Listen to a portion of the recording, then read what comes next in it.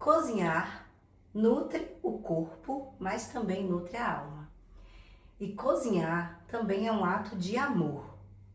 Hoje eu tô aqui com Thalita Isaura, que ela é enfermeira, especialista em saúde mental.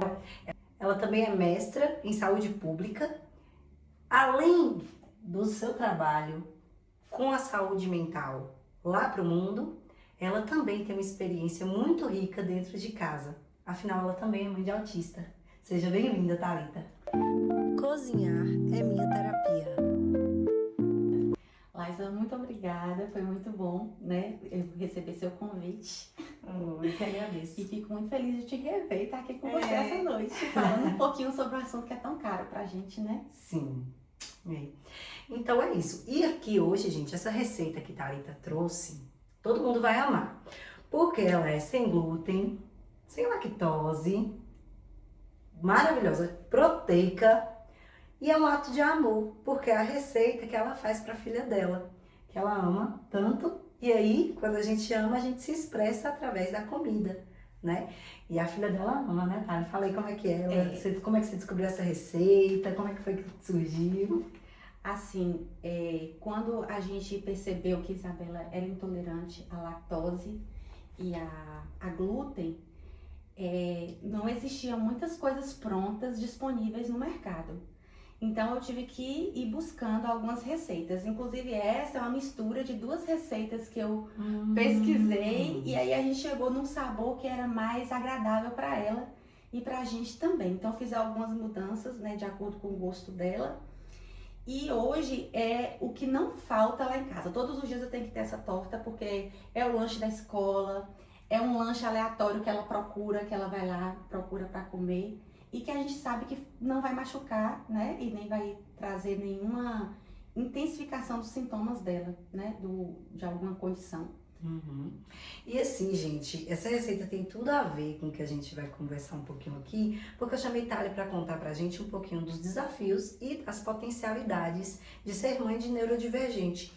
Então, aqui tem a expressão de um desafio, como por exemplo a alimentação. A gente sabe que tem, né, Thalia, a seletividade alimentar, tem o que pode comer, o que não pode comer, mas também uma potencialidade, porque surgiu uma receita nova, né? Totalmente autoral. E eu tô amando, então vamos começar.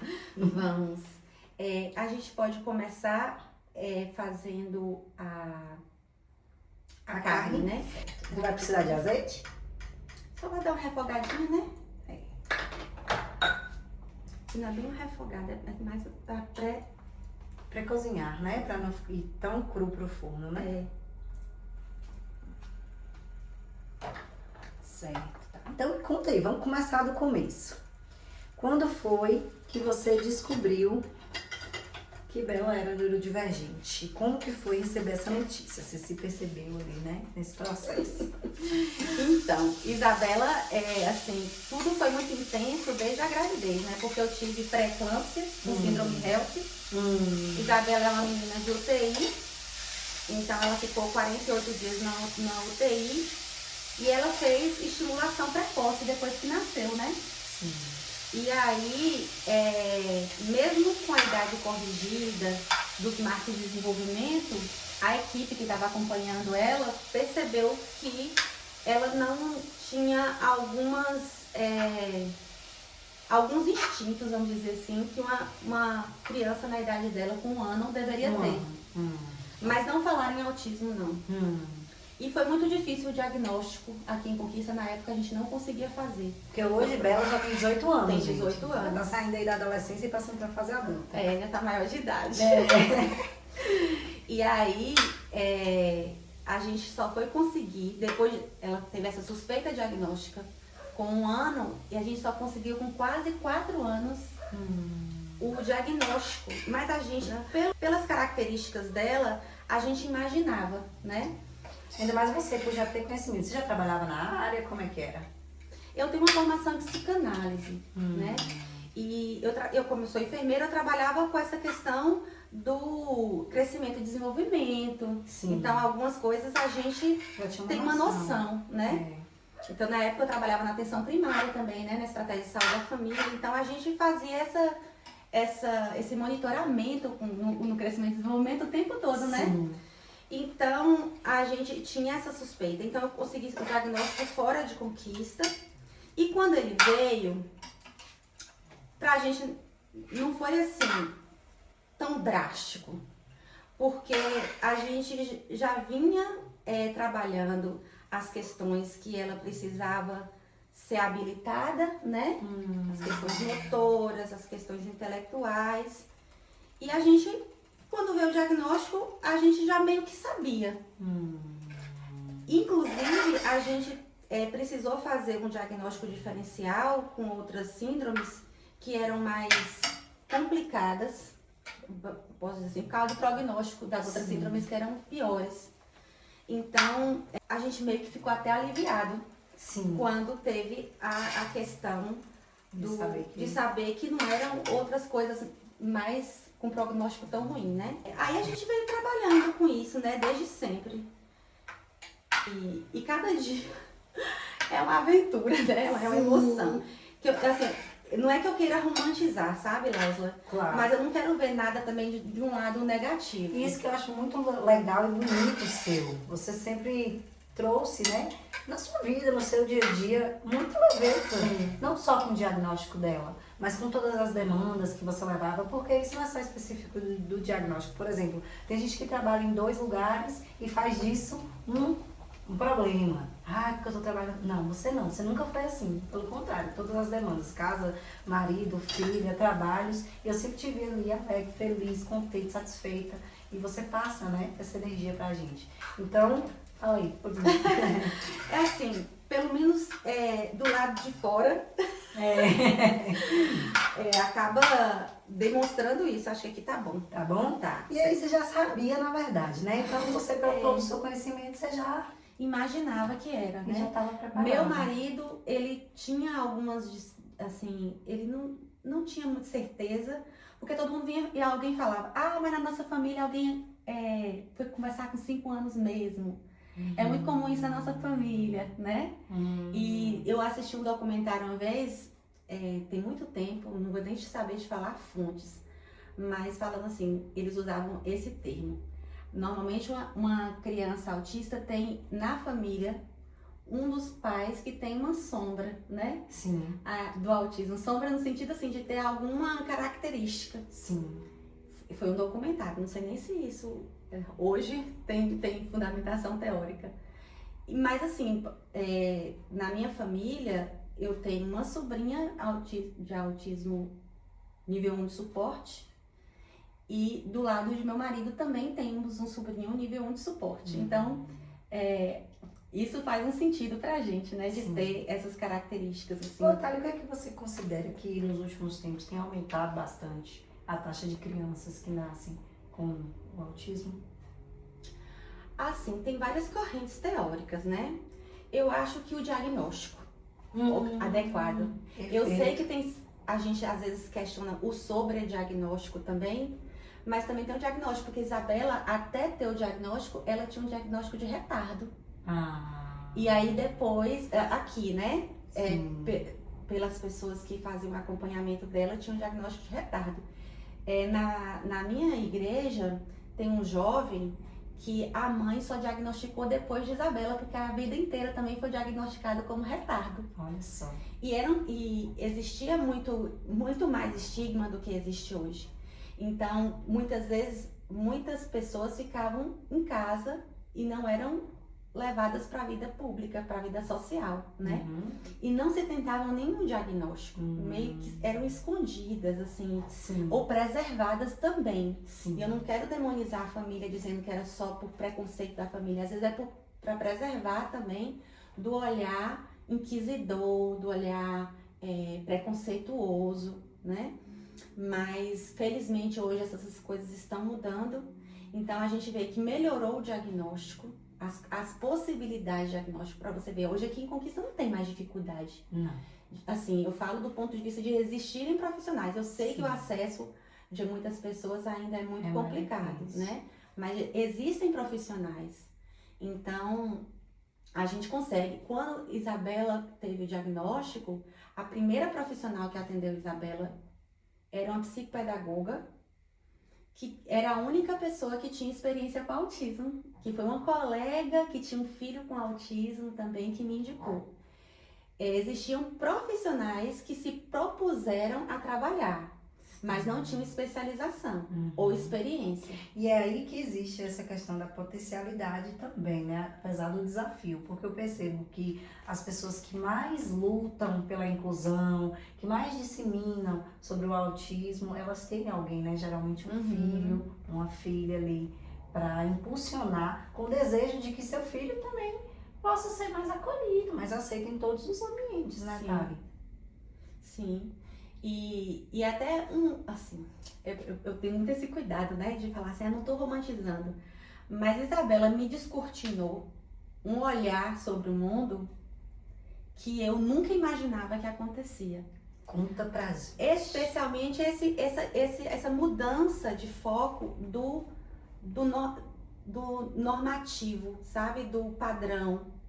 Então, assim, outras formas de experienciar o mundo, de outras formas de existência. Então, por exemplo, Isabela, ela se comunica. Eu sei que o intelecto dela é preservado porque nós temos conversas incríveis, só que nossa conversa é com linguagem alternativa, né? Ela tem uma prancha de comunicação que ela aponta as letras, porque ela tem muita dificuldade motora ainda. Sim. E a letra cursiva é difícil para ela. Então ela aponta as letras, ela tem assim uma sutileza no humor dela que é incrível, né? Ela traz coisas assim interessantíssimas. Então, às vezes a gente pensa que a gente só tem condição de estabelecer uma conversa, uma comunicação rica, verbal, por exemplo. Sim. E nós não temos dessa forma, entendeu? E entre outras coisas que a gente aprende de sensibilidade, né, de ser sensível. Às vezes a gente tem uma ideia estereotipada que o autista, ele não percebe os sentimentos dos outros. Não é só estereotipada, é que às vezes grande parte dos autistas às vezes não consegue ler feições, né? Sim. Perceber.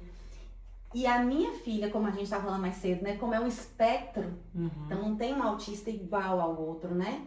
Gente, isso é muito importante para vocês entenderem. Ela tem essa percepção de se eu tô triste, não necessariamente pelas minhas feições, mas pelo meu comportamento. Então, muitas vezes ela percebe isso e ela comenta comigo, escrevendo, né? Então, isso é uma coisa assim que às vezes a gente subestima. E é algo que eu procuro, como você falou, mãe de autista, né? A gente procura mediar com o mundo e mostrar para as pessoas quem ela é, porque por enquanto ela ainda não consegue generalizar a comunicação dela para mostrar quem ela é. Mas eu também acredito que isso é porque as pessoas são muito fechadas. Já existe estudo científico, né, Thaly, que fala sobre esses sentidos extrapsíquicos, que são os nossos sentidos que nós temos para além do físico, de sentir o cheiro, de tocar, nós temos sentidos. E como que esses sentidos são interpretados? Através do nosso campo eletromagnético. Nós temos campo eletromagnético, todo ser vivo tem campo eletromagnético, que é emitido, né, pelo nosso coração, basicamente, mas também por todas as células. E isso aqui troca informação. Só que acontece que muitas vezes, por conta dos traumas, das feridas, as pessoas estão tão dissociadas de si mesmas, do seu sentir, que não percebem mais. Então precisa que seja essa comunicação, mas é só 5% que é a comunicação verbal, 95% é não verbal. E esse não verbal é o comportamento, sim, isso, mas é muito mais. Então, na constelação mesmo, por exemplo, tem uma coisa muito interessante que eles fazem, não sei se você já viu, que é a constelação com cavalos. Eu já ouvi falar. Porque eles, junto com os golfinhos, têm um dos maiores campos eletromagnéticos. O nosso campo eletromagnético, ele se expande para além do corpo. É aquela mesma coisa que mede quando a gente vai fazer um ECG, né? Um eletrocardiograma. Tem as ondinhas, mede ali essa mesma onda eletromagnética, energia. Então, expande até 9, 10 metros para o ser humano. Para um cavalo, muito mais. Para um golfinho também. Depender de cada ser vivo, um tamanho. E ele troca informações. Essas informações, a gente precisa desenvolver a capacidade de voltar para si, para poder compreender, para poder interpretar. E aí é onde a gente faz esse trabalho, né? De voltar para si, voltar a sentir, voltar a perceber. Porque muito antes de desenvolver o cognitivo, nós já tínhamos um instinto primitivo, que era o que fazia a gente se proteger. Então as emoções, né, eram isso, elas vinham pra gente interpretar e a gente se proteger de alguma forma. Mas no desenvolver do intelecto a gente acabou meio que se distanciando. Daí eu fico emoção, onde a pessoa fala, né? Ah, ou é emoção ou é a razão. Mas não, andam juntas e se complementam e trazem informações que só a razão muitas vezes não consegue. E isso é um processo, né? Que inclusive a ciência está correndo atrás. Porque como diria um professor meu também querido, que é Aura Augusto, a ciência ela corre atrás da verdade. Então a gente tá aí pra isso, né? Bora fazer essa massa? Vamos fazer a massa. Eu gosto de começar com os líquidos. E os autistas, eles têm já alguns tipos de comunicações desenvolvidas e a gente é que tem que correr atrás para conseguir, né? Eu falo assim que as crianças típicas, de maneira geral, são crianças que elas conquistam a gente, então elas vão até a gente, né? Normalmente vem procurar uma conversa, né? Faz uma brincadeirinha e a pessoa autista, ela também quer isso. Sim. Pelo que eu percebo, especialmente com minha filha, ela não consegue expressar, mas ela quer. Às vezes ela não dá conta das demandas que o outro traz, mas ela quer estar junto, né? E aí a gente que precisa dar esse passo, né? Porque a gente tem essas habilidades para ajudar que essas pessoas que precisam desenvolver essas habilidades ou querem desenvolver essas habilidades, né? Sim. A gente chegar até elas e aprender também com elas, porque eu aprendo todos os dias com Isabela. Isabela é a minha maior, nas minhas orações eu falo, Senhor, que a gente possa se apoiar. Sim. Né? Eu não falo só do fato de eu apoiá-la, mas assim, da gente se apoiar, porque eu sei que ela me ensina muita coisa, né? Inclusive, assim, não de maneira com palestrinha, claro, mas assim, de maneira muito sutil, essas questões transcendentes, né? Sim. Do que é importante, o que é mais importante na vida, pela nossa convivência. O que é importante para mim hoje? O que é mais importante? Faz essa pergunta para você agora. O que é importante para você hoje? O que é essencial? O que vai fazer realmente diferença na minha vida? Então, no convívio, né, com Isabela, eu tenho muitas dessas reflexões. Ela me traz essas reflexões.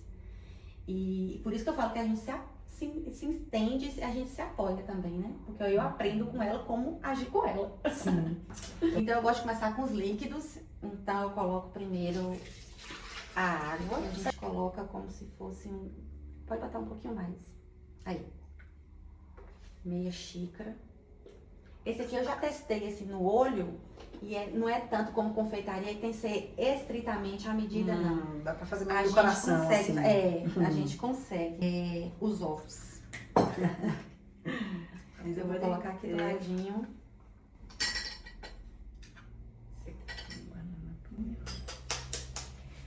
Carla, então explica aí pro pessoal, né? Porque a gente acha que todo mundo sabe e compreende, mas eu percebi essa semana conversando com meu esposo que não. Tentei explicar para ele sobre o espectro autista, níveis de suporte, que são coisas diferentes, que cada autista é único, individual, é igual digital, cada um tem um jeito, né? E explica aí pro pessoal para eles poderem entender também da sua forma, né? Da sua linguagem.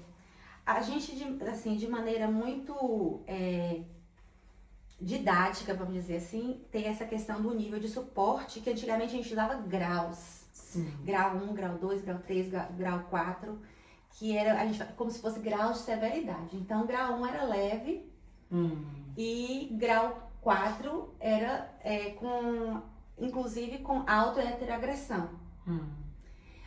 Hoje a gente transformou essa forma de ver, inclusive tem um Código Internacional de Funcionalidades, que na deficiência eu acho até mais adequado, porque ele não vê só as dificuldades os desafios que a pessoa tem.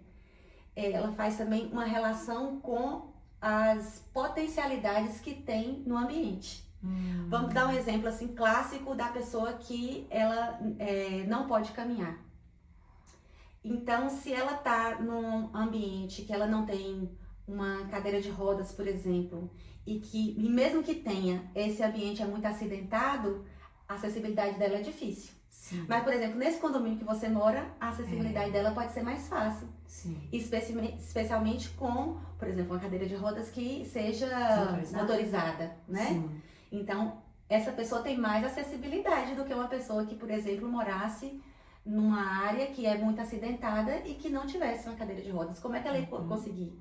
Então, para você ver que o nível de suporte, né, que a funcionalidade dela muda conforme o ambiente. Entendi. Então, o Código Internacional de Funcionalidade, ele faz esse legal. cruzamento Sim. das necessidades que a pessoa tem com o que tem no ambiente, que possa dar acessibilidade. Então, por exemplo, minha filha, se ela não tivesse o aparato que ela teve, a sensibilidade da fono, de perceber que ela poderia fazer uma linguagem alternativa e insistir nisso, e ela até hoje, os instrumentos para isso, ela não estava falando comigo hoje. Ela não estaria conversando comigo hoje. Isso provavelmente geraria muito mais sofrimento. Então, ela estaria no retardo, no diagnóstico de retardo ainda. Sim. Entendeu?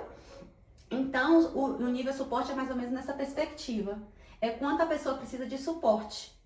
Então, por exemplo, o nível 1 de suporte é aquela pessoa que a gente percebe que tem a gente falava assim antigamente falava de alto rendimento, né? Sim. Que consegue ter uma vida, por exemplo, vai para a escola, não precisa de um cuidador, não precisa de um mediador, não precisa de um tutor. A escola, às vezes, precisa adequar algumas coisas, né? De perceber a necessidade dela, dar um tempo, às vezes, maior, ou trabalhar mais essa questão com ela, com a necessidade específica. Às vezes, não estou dizendo que todo nível de suporte não precisa, né? Mas a pessoa com nível 3 de suporte, ela precisa de mais apoio, né? Então é nível 1, 2 e 3 de suporte. De suporte. O nível 1 precisa de menos apoio, o nível 2 precisa de um apoio moderado e o 3 precisa de mais apoio. Mas, como eu estava falando, né? Muitas pessoas com nível 1 de suporte não precisam de apoio. Mas pode ser que em algumas situações precise. Então, por isso que a gente fala do espectro, que não é toda uma pessoa que tem, por isso que eu falei, é de maneira didática, né? Que a gente faz essa divisão. Mas quando você conhece as pessoas, você não pode colocar toda pessoa nível 1 de suporte em um padrão. Sim. Toda pessoa nível 2 de suporte, um padrão. Isabela mesmo, no relatório dela tem 2, 3, nível 2, 3 de suporte. Não é nem fechadinho. Sim. Nível 3 de suporte, é nível 2, 3 de suporte, porque ela é não verbal, ela precisa de alguns apoios, né? Essa questão motora também que eu falei. Então, para cada pessoa, ela tem as características dela também. E se ela foi mais ou menos estimulada, se ela teve... Então, tudo isso interfere nesse espectro, nesse grande espectro, né? Que você estava dando o exemplo do arco-íris, né? Desse grande espectro. E aí, eu falo que todos nós estamos num grande espectro. De alguma forma. Não estou falando de autismo, não, mas estou falando assim de condições, de necessidades, né? Então, eu preciso desenvolver algumas habilidades que eu não tenho ainda, mas todos nós estamos no grande espectro. Principalmente quando se trata das questões emocionais. Com certeza. Justamente por isso, por causa dessa... falaram pra gente que sentir é sofrer, né? E aí a gente... Não, tô sentindo, nossa, já corro de sentir. Então a gente ficou muito mal desenvolvido nessa questão. A gente chegou adulto sem nunca falar sobre isso. Hoje eu tô achando o máximo. Minha filha já tem aula disso na escola. Minha filha tem 4 anos de idade. Então, assim, alguma coisinha já vem. Eu acho engraçado que outro dia, eu falo sempre assim, que quando Sandro, meu marido, fala, são as ondas. Sim. E aí eu rebatizei, eu falo, são as ondas sensoriais. Porque às vezes quando eu percebo que o sensorial dela tá mais sensível, é que quando ela fica mais agitada, né? Aí a gente percebe logo pelo sensorial, aí ela começa a ranger os dentes, eu falo, reger mais as coisas, porque tudo ela rege. Uma coisa cai, ela rege. E aí, eu percebo que ela tá num platô de intensidade. Não vou nem usar necessariamente o termo crise, porque as crises já foram mais intensas. Então, nesses momentos são mais desafiadores para ela. Muitas vezes ela tem insights nesses momentos. Da É como última se viessem, então, muitas informações para ela codificar tudo ao mesmo tempo. Pode ser. Então teve um momento mesmo que há muito tempo, eu falo que Isabela tem a língua de mestre dos magos, porque ela começa a falar coisas meio que metafóricas, sabe? Aí pra gente entender que tem que correr atrás. Então antigamente ela falava assim, a mamãe não me ama. A mamãe não me ama, eu quero que a mamãe me paparique, que a mamãe me ama. Só que era assim, de maneira generalizada. E eu tava ali com ela, lidando com ela, com situações, e explicava pra ela, olha, isso também é amor. Eu estar preparando seu almoço também é amor. Não quer dizer que... Então eu percebi assim, que ela falava, quando a mamãe não me ama, é que a mamãe não tá perto de mim. E outro dia, numa onda sensorial, ela conseguiu elaborar isso. Ela falou assim, eu sei que a mamãe me ama, mas eu tenho saudade. Para muitas pessoas isso pode ser muito elementar, mas pra gente que é uma adolescente que vinha há anos trazendo, a mamãe não me ama, a mamãe não me ama, e agora ela já elaborar, eu sei que a mamãe me ama, mas eu estou com saudade. Tá, e olha só que incrível pra você ver, como eu falo, né, que eles têm uma percepção assim maravilhosa pra até ir decodificando isso. No processo terapêutico, né, que eu trabalho, a gente fala muito das necessidades emocionais da criança. Muitos adultos crescem sem ter essas necessidades emocionais acolhidas. E uma dessas necessidades é a necessidade de amor. Mas que muitas vezes não é pelo fato da mãe não dar amor, não dar presença. Mas é pelo fato de que a criança, quando se separa da mãe, um pouquinho, a mãe foi ali no outro cômodo, o bebê, se sente completamente desamparado, sem amor. E aí a gente explica, né? Eu faço esse acolhimento com as crianças e com os adultos voltado para a criança interior. A mamãe está sempre com você no seu coração. Aí nada no mundo vai poder romper o laço de amor entre você e a mamãe. Aí tem essas frases específicas que fazem com que a criança internalize, não, a mamãe está aqui. Mesmo que a mamãe não esteja no meu campo de visão, no meu campo, né, sensorial ali, mas a mamãe está aqui. Mas assim, são coisas que a gente precisa mesmo organizar e trabalhar, porque fica esse buraco. Esse e outras necessidades emocionais, inclusive é isso que gera o trauma, né, Thalia? É. E a gente tem, assim, a gente tenta ao máximo conversar, se comunicar para tentar clarificar essas coisas, né? Então, todas as vezes que ela falava, mamãe não me ama, eu trazia, né, todas as modalidades de amor, porque inclusive eu também não tinha percebido que ela falava que ela estava com saudades, né? Pra mim ela estava me julgando. Olha só. E assim, eu também queria deixar claro, assim, que às vezes eu estou falando do ponto de vista de mãe.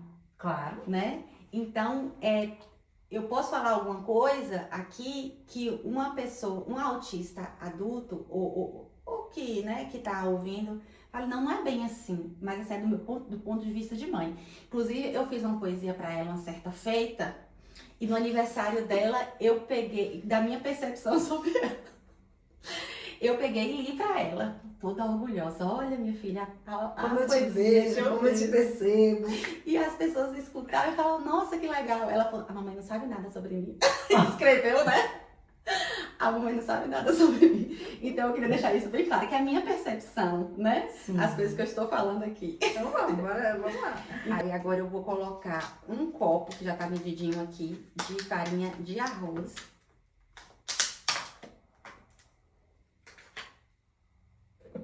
Opa, fiz um sujeirinho. E agora eu vou colocar meio copo. Vou usar esse copo aqui também como base. De farinha de goma. É essa farinha de goma que ela dá a impressão de fofinho que o glúten normalmente dá. Aí, gente, é goma fresca, aquela de fazer o beijuzinho mesmo na panela, viu? Vou botar assim.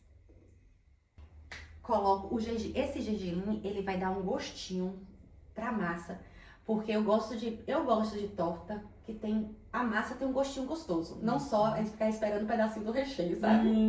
Apesar que eu gosto de colocar bastante recheio também. Aí aqui tem um pouquinho mais nessa vasilha de uma colher, aquela colher medida mesmo, que eu uso aquela colher de 15 ml. Sim, aquela bonitinha. Mas eu vou deixar um pouquinho pra jogar por cima. O alho também, né? Aí eu coloco, já coloquei aqui o alho, né? Um dentinho de alho. Eu coloco um dente médio, nem pequeno demais pra não sentir gosto. e nem grande demais para não ficar só o alho. Uhum. Já coloquei também o alho desidratado, fica bom também. Aí eu coloco uma colher de açúcar, tipo assim, uma colher de sobremesa de açúcar. E uma colher de sal? de café de sal. Vou pegar essa colher aqui, só pra eu medir mais ou menos pra eu saber. Ela tem as medidinhas específicas, cada mãe vai É, achando porque esse aqui é meu gosto, né, do sua sal. medida específica, né? Tá? É. E como ela é uma receita que ela já é gostosinha, eu percebo isso nas coisas, não sei se você percebe assim. Quando a gente já tempera com outras coisas, qualquer sal salga bastante, Salga né? muito, é. Não, E eu vou não? deixar ela guardadinha aqui e eu vou montar o recheio agora. Vou montando aqui a forma enquanto você... Certo. Então aqui a gente tem a carne. Eu vou usar essa cenoura toda porque eu sou cenoureira. Eu também gosto. Depois eu vejo. Colocar a azeitona. Aqui, gente, eu amo. Eu também. Eu tô montando a forma só com óleo. Só com óleo. Mas eu gosto muito de praticidade. Essa receita lá em casa eu faço em meia hora. Às vezes até em menos tempo. Se eu já tiver com algumas coisas assim, tipo a cenoura ralada igual tá aqui. Ô, Thali, e me conta uma coisa aqui. Como é que nós, que estamos de fora, podemos lidar com a crise? Que para mim é um grande desafio e eu acredito que para as outras pessoas também. A gente vai se ver sem saber. Eu tenho que ajudar, eu tenho que fazer alguma coisa, eu posso fazer alguma coisa. Se eu fizer, vai piorar. Entendi. Eu como mãe, eu penso assim, quando a pessoa me oferece ajuda, é bom oferecer. Porque aí eu falo o que eu preciso. Entendeu? Por exemplo, Entendi. pega alguma coisa pra mim, me ajuda aqui, Sim. sabe? Aí a mãe sabe direcionar. Sim. Então, às vezes a mãe fala, não, tá tudo bem aqui. Tudo bem também, porque às vezes se vier mais uma pessoa desconhecida, pode ser que, né? Então é bom perguntar pra mãe, precisa de ajuda, Sim. né? Posso ajudar? Mas se for uma pessoa que você, vamos supor, por algum motivo, tá sozinha com ela, né? Sim. Aí são vários tipos de crise, né? Por exemplo, se for uma crise que a pessoa tá se colocando em perigo, a ideia é tentar proteger, né? Sim. Por exemplo, proteger a cabeça, proteger, se proteger também, né? Porque às vezes pode te machucar, por exemplo, a criança tiver, ou a adolescente, né, tiver batendo para trás, se você tiver nesse raio, você pode se machucar, né? Sim. Uma coisa que a gente tem visto muito, que ajuda, é falar, eu tô aqui para te ajudar. Entendeu? Eu tô aqui para te ajudar. Não precisa falar coisas muito complexas, nem ficar perguntando muitas coisas, porque na crise vai ser muito difícil ela conseguir falar. Uma pessoa neurotípica, às vezes, é mais complicado, né? Não consegue. E outra coisa também, orientar a respiração. É uma coisa que eu vejo muito que os profissionais fazem e que Isabela mesmo, ela não tem essa percepção de que quando a gente fala assim, respira, que é uma respiração profunda, entendeu? Mas quando a gente fala, Isabela, respira, ela começa a prestar atenção na respiração dela. E isso ajuda. Não é necessariamente que vai ser uma respiração profunda, mas ela vai prestar atenção e aí vai, nessa questão de, provavelmente, prestar atenção, ela deve fazer uma respiração mais adequada e tira o foco, muitas vezes, da crise, né? Entendo. E a gente pensar também que, de maneira geral, na crise, não só da pessoa que tem autismo, a gente acha que tem que fazer uma intervenção imediata como se fosse alguém que estivesse pegando fogo numa casa que a gente precisa tirar. Sim. A gente precisa perceber os riscos, tentar estabelecer uma comunicação mínima de segurança. Então, eu tô aqui para te ajudar, pode confiar em mim. Tá bom, ela elaborou, respira, né? E aí a gente tentar ver quais são as necessidades dela naquele momento, que às vezes é só ficar quieta. Isabela mesmo tinha uma coisa que acontecia com muita frequência, que era nesses momentos de crise, cada profissional tinha uma forma, né? Eu tava até falando com a professora da educação especial lá na escola dela. Tem profissional que usa massa por uma questão sensorial, na massinha de modelar com a mão. Tem uma outra profissional que usa música. Sim. Lá na escola mesmo é muito comum eles usarem a música. É muita conversa, mas é uma conversa que também foi assim, tanto estabelecida pelo vínculo que a gente tem, mas também com algumas técnicas que os profissionais orientaram. Por exemplo, eu falar para ela, ela não quer, muitas vezes na crise, que eu esteja com ela no cômodo. Mas a minha casa já é preparada de forma para evitar coisas que ela possa se machucar. Então o quarto dela é assim, o quarto de televisão, que é um lugar que ela fica muito, é assim. Que são locais que ela busca quando ela tá angustiada, que ela quer ficar só. E aí ela pede para diminuir completamente os estímulos. Então fecha a cortina, fecha a porta, cessa o barulho. O quarto dela não tem muitas... não tem quadros, não tem muitas coisas para tirar a atenção dela. É uma cor única, né? Então, aí eu falo para ela, eu tô aqui do seu lado, se você precisar, você me chama. E aí, normalmente, ela vai precisar de um tempo, quando a gente tá numa crise nervosa, que a gente começa a chorar, a gente para imediatamente. Não, esse choro, ele vai, quando a gente começa a se acalmar, ele vai diminuindo aos poucos, né? E aí, eventualmente, eu entro. Tô aqui, viu? Preciso de mim. E aí, às vezes, quando ela possibilita, aí eu dou o suporte físico mesmo, né? No caso de Isabela, eu não posso ficar esse abraço muito de frente. Eu dou um abraço por trás, né? Ou eu sento do lado a alguns metros dela, porque ela pode se sentir muito demandada. E isso gera ansiedade para ela, né? Entendi. Então, até o seu carinho, ela acha que ela deve retribuir, mas ela não vai saber como isso gera ansiedade nela. Então, eu tenho que deixar isso muito tranquilo para ela. Quando ela tá mais tranquila, está tranquilizando, eu saio novamente e eu costumo trazer para ela o que aconteceu. Hoje mesmo, ela tava jogando tudo para cima, né? Ela pegou uma caixa de brinquedos que ela tem e jogou tudo para cima. Aí ela disse para mim que ela tava... que eu não amava ela, mais uma vez. Acho que foi isso que ela falou. Aí eu observei e falei assim, eu acho que não é isso. Eu acho que você tá entediada, porque o celular tinha descarregado. E todos os dias, depois do almoço, ela pega o celular e vai o horáriozinho dela de distração. De tela. E aí, ele descarregou mais cedo do que de costume. E aí, ela não conseguia falar, eu preciso levar uma prancha para ela. Aí, quando eu mostrei o celular, o meu carregado, né? Aí ela pegou, iluminou. 5 minutos depois, achei que tava com um sorriso amarrando na cabeça. Aí eu falei, era tédio mesmo. Aí ela deu um sorriso, tipo, sinalizando que era isso. Então, é mais ou menos assim que a gente faz. Assim, são várias situações, né? Falta só o orégano. Na crise emocional, a gente, né, na forma como eu trabalho, geralmente sempre que a gente vai acessar um momento de trauma, algo que foi difícil na vida da pessoa, ela tá em crise emocional, ela tá muito chorando demais, ela tá com muito medo, ela tá, enfim.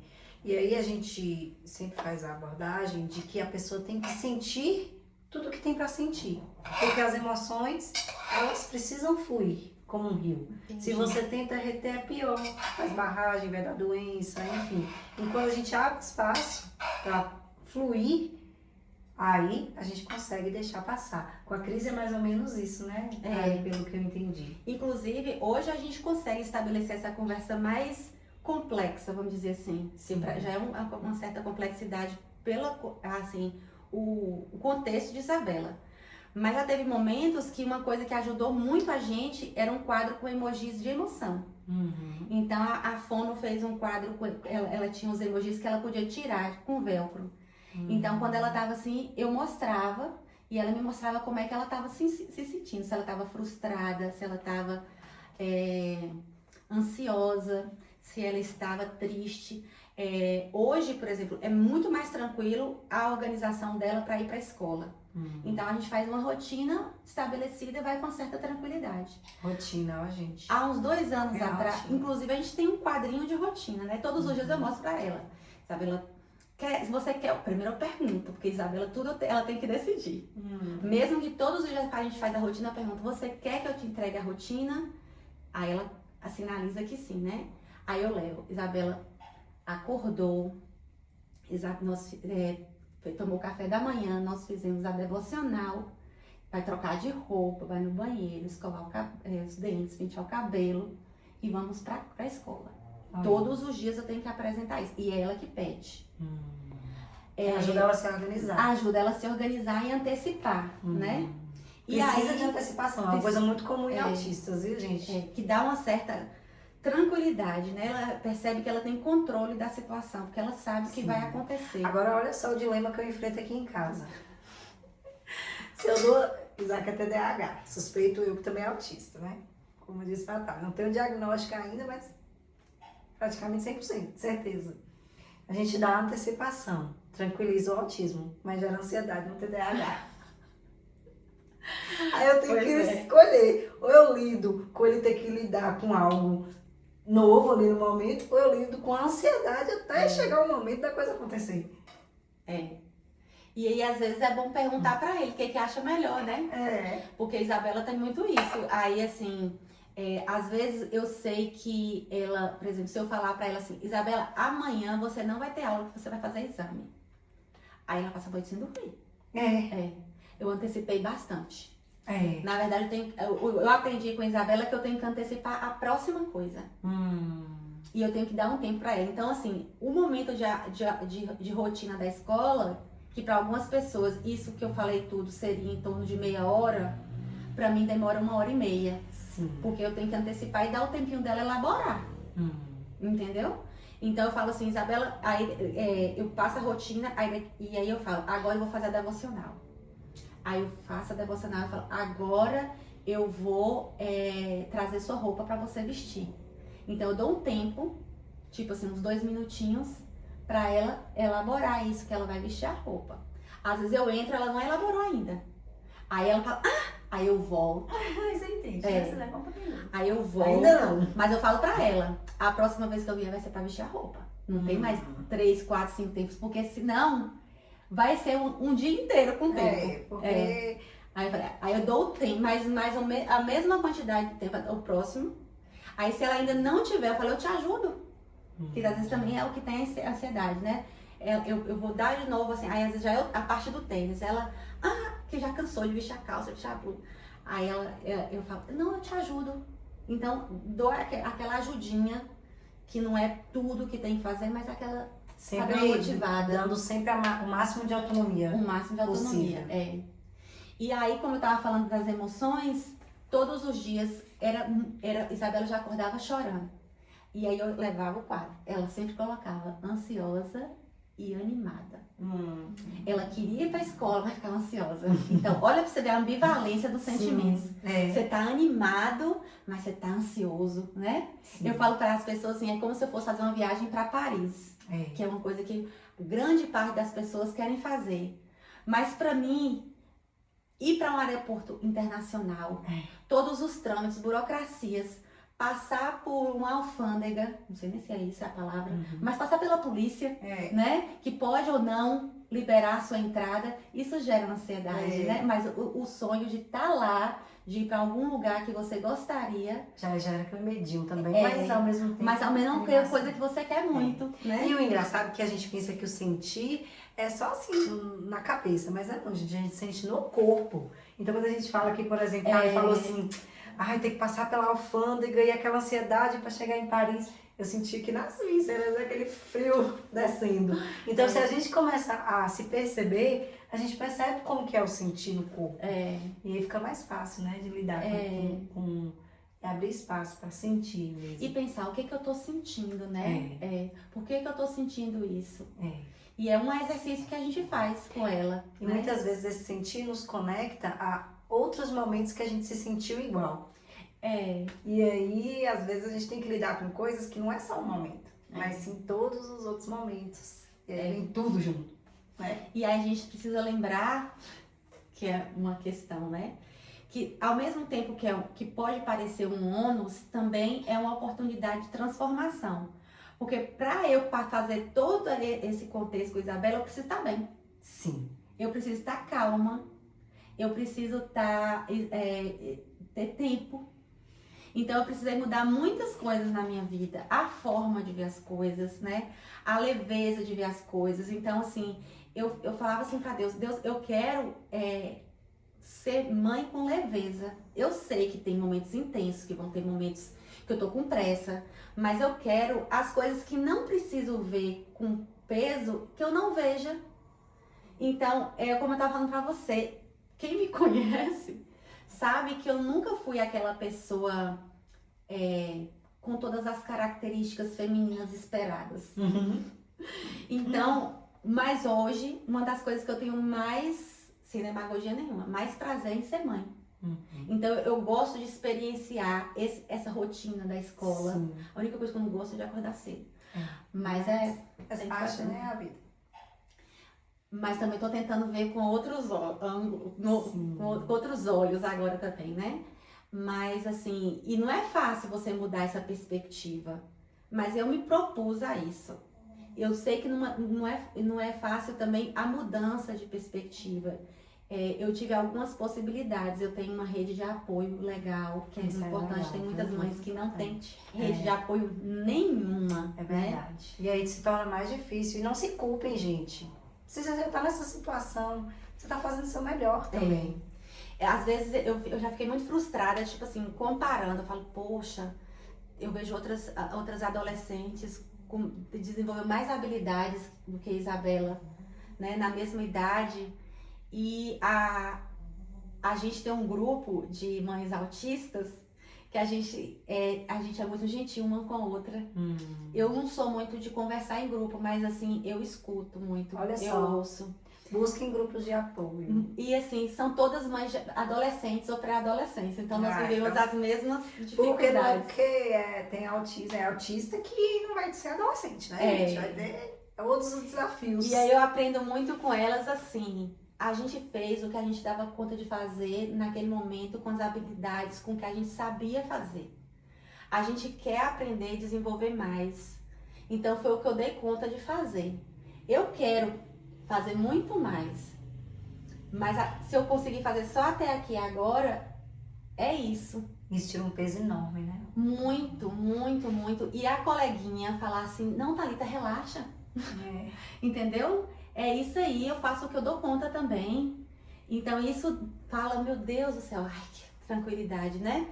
E a gente continua vivendo. Outro dia mesmo eu fiquei assim, tem horas que a gente, quando a gente tá em momentos de confraternização, por exemplo, que você compara, e às vezes a gente ainda tem aquela questão da normatização, né? Poxa, eu queria tanto que Isabela se divertisse, mas às vezes ela tá se divertindo, só que eu tava querendo, na minha cabeça, que ela se divertisse como os outros.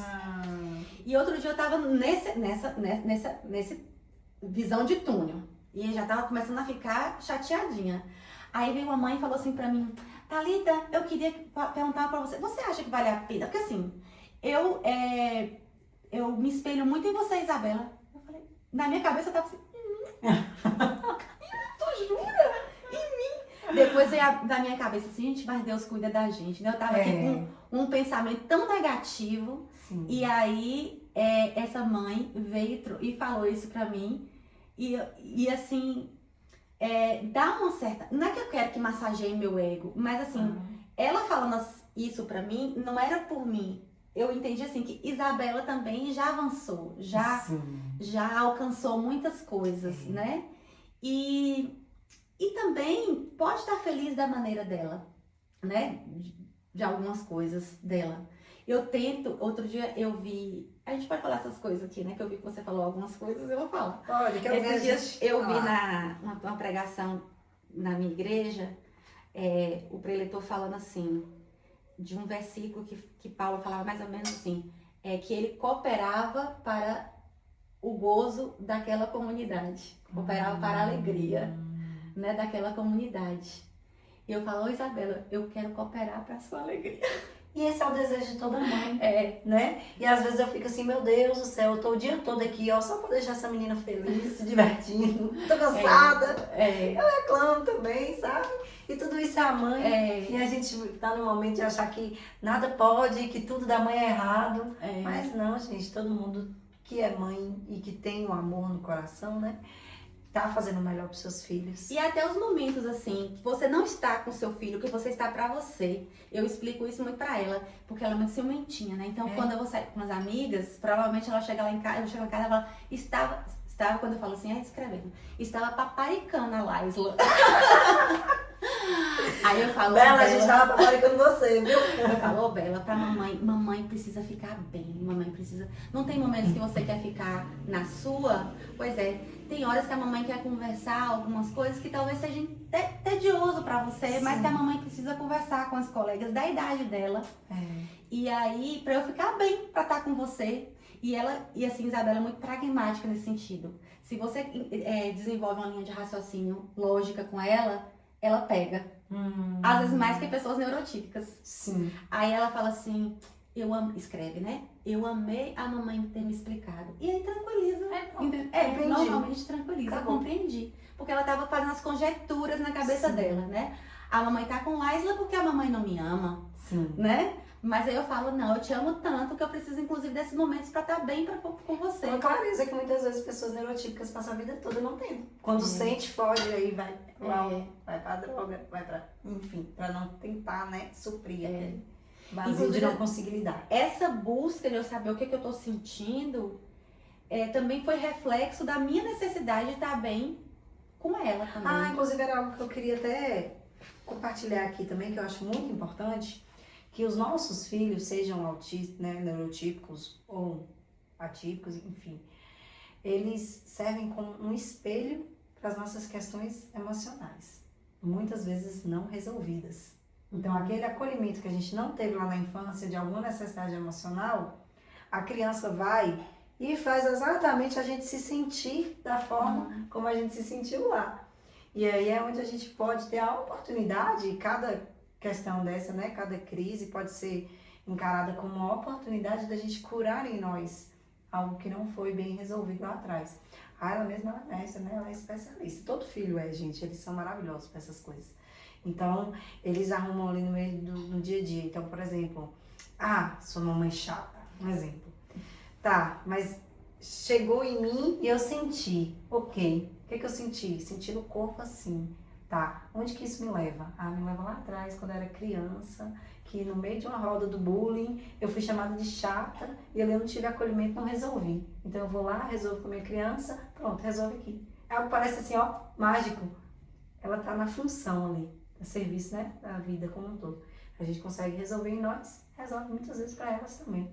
Então olha que legal de aproveitar tudo isso que os nossos filhos trazem como um recurso também terapêutico pra gente, né, pra nossa vida. Por último, não menos importante, o fermento, que vai dar a gracinha. Eu gosto de colocar uma colher generosa, porque não tem glúten, né? Fofinho. Então, vamos tornar ele fofinho de maneira diferente. Sim. Vamos bater agora. Aí eu bato até todas as sementinhas do gergelim Dissolver, né? É. Na massa. E assim, gente, é uma massa super prática, uma torta bem prática, né? Dá pra deixar já preparadinho, assim, pré-cozido o recheio em casa. E aí, pra fazer é bem rapidinho, né? Porque a gente tá conversando aqui, é pra facilitar a vida das mamães. Aqui eu coloco um pouco só pra cobrir o fundo, na verdade, né? Sim. E o restante vai mais Aí eu por coloco cima. o recheio todinho. Bem recheado, Eu viu? gosto. Ela também. Ela gosta de muito recheio. E você também foi generosa aqui, aí eu aproveitei quase tudo. Sabe o que eu tava lembrando esses dias? Os cogumelos que eu comprava no orgânico. Sim. Naquela do delivery. Sim. Gente, eu trabalhei com comida a maior parte da minha vida. Quando não era fazendo doce, era vendendo alimentos orgânicos. A gente juntava com outros produtores aqui da região e fazia cestas e entregava pro pessoal na época da pandemia. Uma cara Eu era sua delícia. cliente. Thalia era minha cliente. Além de tudo, Thalia foi minha professora de saúde mental. Ela é a inspiração para hoje eu estar na saúde mental. E mais que isso, você abriu portas, viu? Foi usada por Deus para mover destino. Porque graças a você que eu fui para lá na Nassau. Foi, né? E foi. E aí eu me apaixonei. Eu falei, não, isso Ah, é que lugar. bom! E aí agora só alegria, só me desenvolvendo aí nessa área. Então, se tivesse uma pessoa assim, quem é? O povo tá agora na internet nessa moda, né? Quem é sua mentora? Eu sou mentora, esse aqui é minha mentora. Oh! Laila sempre foi muito gentil, assim, e eu tive muitas... A docência foi, assim, um momento muito bom na minha vida, que eu gostaria até de retornar, mas agora é minha escolha. Sim. Como eu estava falando para você, reduzir minha carga horária, né? Então, eu tô focada em poucas coisas para minha saúde mental mesmo. Uhum. Aí eu só dou uma abaixadinha no recheio por preciosismo, porque depois vai subir, né, por causa do... E aqui, por último, o gergelimzinho. Eu já coloquei as rodelinhas de cebola, fica muito gostoso também, pra ficar bonitinho. Né? Mas o gergelim é mais prático, tudo, né? eu não preciso cortar. Ô, Thali, e assim, antes da gente levar essa tortinha lá pro forno, eu queria que você, como mãe, e dentro desse tema também, falasse assim pra gente, o que você espera do mundo, das pessoas, do governo, de tudo, para que as pessoas que são neurodivergentes sejam mais acolhidas, sejam mais respeitadas, mais vistas, compreendidas. O que você já percebeu nessa sua jornada, assim, não tá faltando isso, pra gente aproveitar melhor o que eles podem trazer. Porque eu tenho uma teoria, gente, que eles vieram para trazer formas de ver diferente, forma de pensar diferente, forma de codificar informação diferente. Só que a gente ainda não consegue acompanhar muito. Então, o que a gente pode fazer, né? Você como mãe já percebeu aí nesse processo. Eu acho que vamos começar do Estado, né? Sim. A efetivação das políticas públicas, né? Nós temos, minha dissertação de mestrado mesmo, foi o acesso das pessoas com deficiência à rede de atenção. E eu fiz o levantamento da legislação municipal, estadual, federal e internacional para as pessoas com deficiência. E é uma legislação riquíssima, mas na prática a gente tem que estar na mesa de negociação o tempo todo. Então, por exemplo, a gente... Você tem que brigar pelos direitos. E eu não sou de brigar, eu não quero guerra com ninguém. Sim. Então, é na negociação mesmo, sabe? Eu sei que cada um tem sua forma de agir, né? Mas eu sou mais da negociação. Mas é cansativo, isso é exaustivo o tempo todo, né? A mediação o tempo todo. Então, se fosse uma coisa automática, né? Tem a lei, pronto, cumpre-se, né? Cumpra-se, né? Eu trabalho no serviço do Estado também, do Estado, quando eu falo, né? Da questão, não do Estado, o ente, mas assim, do Estado de maneira geral, nação, eu trabalho no serviço público. Então, o direito tem que ser efetivado. E é muito, muito complicado, às vezes, em algumas situações. Mas eu queria isso. A gente, claro, precisa avançar, né? Em mais situações para dar mais possibilidades. Por exemplo, Isabela, ela tem um programa num tablet. Eu comprei o tablet, que precisava ser um tablet específico, que é o mais caro, o iPad. Porque o programa só rodava no iPad e eu tive que comprar outro programa. Nós fizemos um esforço em família e compramos. Mas outras pessoas precisavam ter isso de maneira mais acessível, né? Pelo Estado. Entendo. As questões das terapias mesmo, né? A gente vê assim o CAPS-IA hoje fazendo um esforço para abarcar, mas não dá conta. A gente precisa de outros equipamentos que consigam dar conta da prevalência de pessoas autistas. Como a gente estava falando no início, né? O diagnóstico aumentou consideravelmente. Então tem que ampliar toda a rede. Ampliar toda a rede e pessoas capacitadas, qualificadas, né? E eu Que acho são profissionais que ainda cobram muito caro, que muitas vezes não está nem condizente com o que o serviço público quer pagar. que a gente tem a tabela SUS hoje, que ainda está muito Defasada. defasada e que a gente precisa, né, Também isso, ver né? isso. Sim. Aí é Para que uma o coisa profissional queira. e né? consiga, né? A pessoa É. precisa também sobreviver, né? É. E não só para sobreviver, viver. Sim.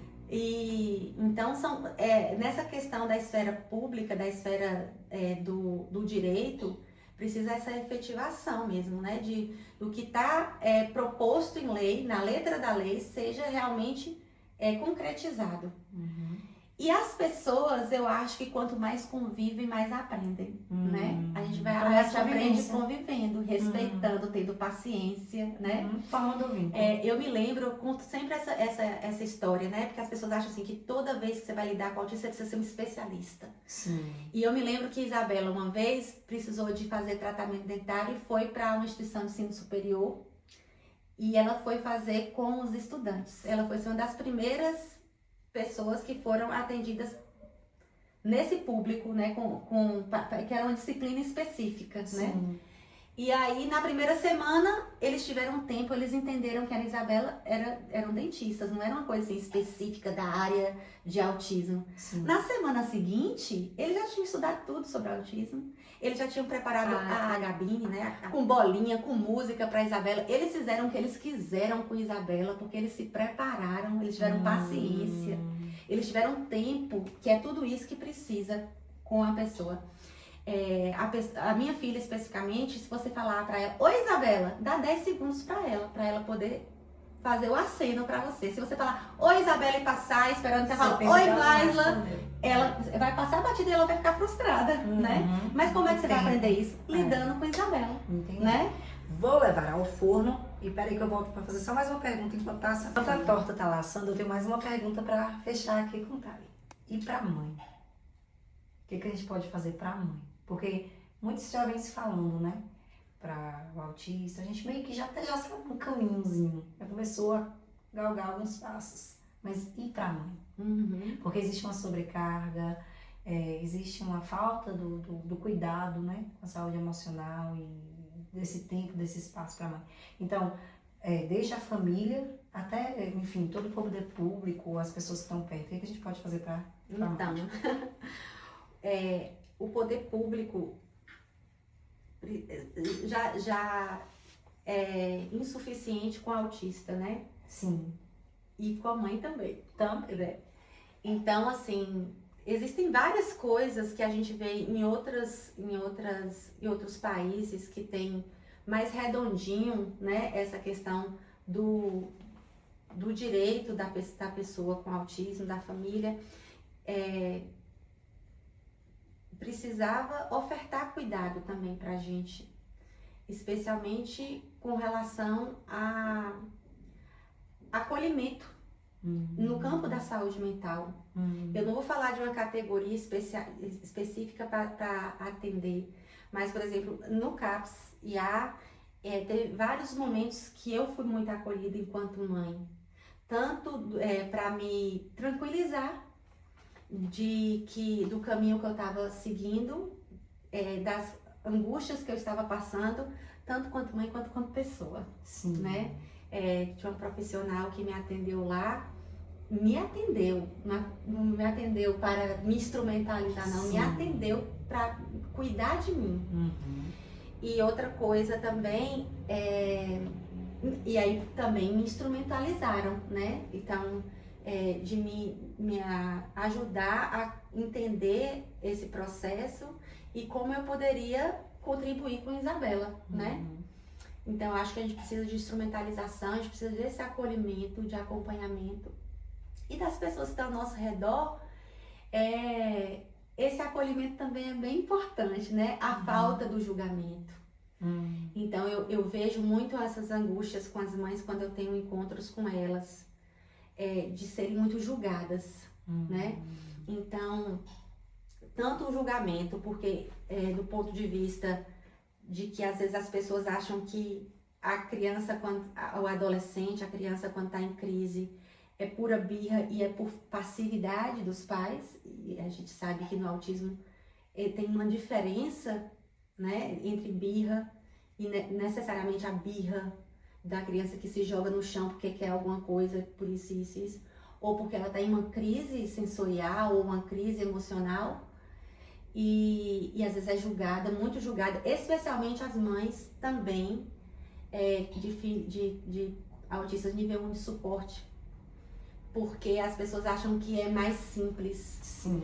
E que às vezes a pessoa não tem nada, que a mãe que está criando coisa pra gente, quem é que quer ter os desafios espontaneamente de ter que providenciar terapeuta, de gastar com terapeuta, de sair do Miro Cairo para ir lá na Avenida Espanha para fazer um tratamento, entendeu? Para ser, muitas vezes, sofrer algum estigma, né? Então, assim, há muito esse julgamento, e então evitar esse julgamento mesmo da sua cabeça por causa dos seus atravessamentos, da forma que você foi forjado, mas segura a onda e tenta observar mais, né? Se não for para ajudar, não fale nada. Mas se puder ajudar, também ajuda, né? E se você não for ajudar com o que você sabe sobre o autismo, provavelmente existem outras formas de ajudar, né? Minhas irmãs mesmo, às vezes, eu tenho uma irmã especificamente que ela me ajuda muito com Isabela. Então eu preciso ir para algum lugar e preciso deixar com alguém, eu posso deixar com ela, minha sogra também. Meus pais já fizeram isso, mas não tenho mais condição de fazer. Mas eu tenho irmãs que só pelo fato de me escutar na hora que eu tô angustiada, né? Elas sempre me escutam. Aí elas falam, então bora sair pra tomar um café. Pronto. É um acolhimento que a gente tem, né? Então são várias possibilidades de acolhimento que eu acho que quando a gente traz isso pra nossa rotina, a gente cada vez faz isso de forma mais natural. Né? Quando a gente se propõe a isso, né? A gente tenta muito fazer isso umas com as outras, as mães atípicas, né? Mas eu acho que vale a pena também com as mães, né? Eu tenho amigas também que são mães típicas e que também prestam esse cuidado comigo, né? E existem coisas também do campo dela que são outros desafios, não necessariamente nessa área, que eu também posso estar ofertando o meu cuidado. Então é uma troca. Né? E do público existe, assim, facilidade para quem é mãe de autista ter acompanhamento psicológico, ter terapia, ter grupos? É algo que tem de forma fácil? Fácil é algo assim bem... Não, né? Bem delicado, né? Como a gente estava falando, a gente tem uma prevalência muito grande de autistas, e que o serviço público ainda é insuficiente para abarcar todas as necessidades que tem, né? Não é só cadastrar e acolher e cadastrar no serviço. São os acompanhamentos. E para crianças e adolescentes, na saúde mental, isso envolve uma ponte com a escola, uma ponte às vezes com as questões de previdência, com a justiça, que precisam de profissionais que tenham condição de fazer isso, né? Então precisa de uma quantidade de profissionais que seja suficiente, né? Então, com o autista já é complicado e com a mãe ainda é mais difícil, né? Thali, existe, né, antes da pandemia, mais no físico e depois da pandemia, mais no online, os grupos como o NA, como o MADA, como o AA, que são grupos de apoio para quem está passando, né? Seja por codependência emocional, dependência química, dependência alcoólica. Você acha que se de uma maneira mais disseminada houvesse esses grupos de apoio, seria bom para as mães? Eu acho que existem pessoas sim que possam se beneficiar, né? Pessoas que poderiam se beneficiar disso, sim. Porque muitas vezes a pessoa autista com nível 3 de suporte, que às vezes a mãe é uma mãe solo, às vezes ela não tem condição de sair de casa para fazer aí seria interessante o online. O online, né?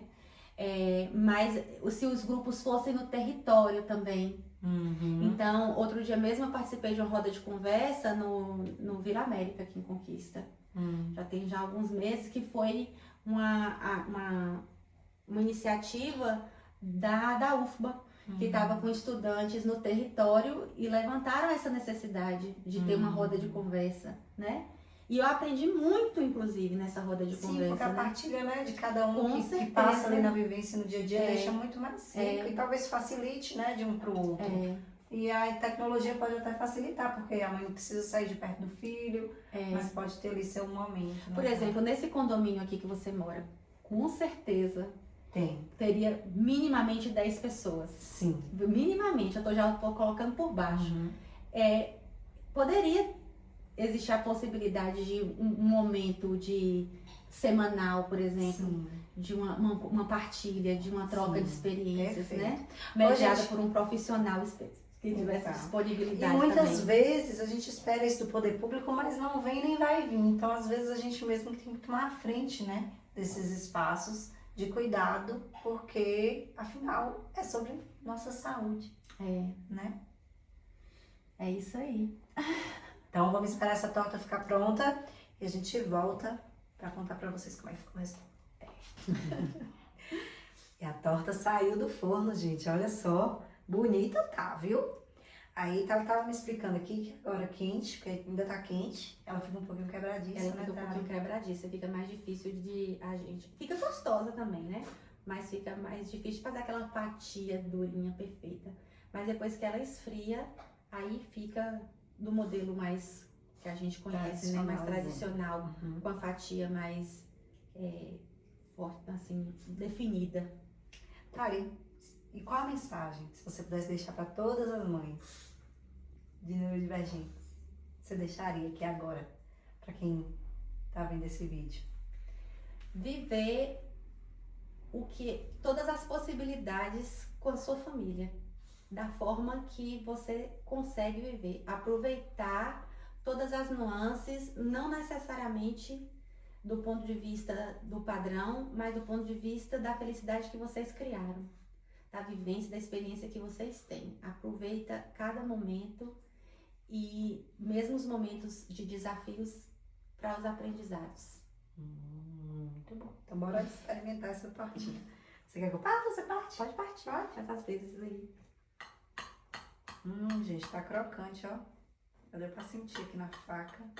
E bem fofinha por dentro. Ainda. E ela é gostosinha quente. Apesar de ficar quebradiça, acho que ela é mais gostosa quente. Lá em casa o pessoal gosta muito de comer assim logo quando termina. Então vamos lá, vamos experimentar.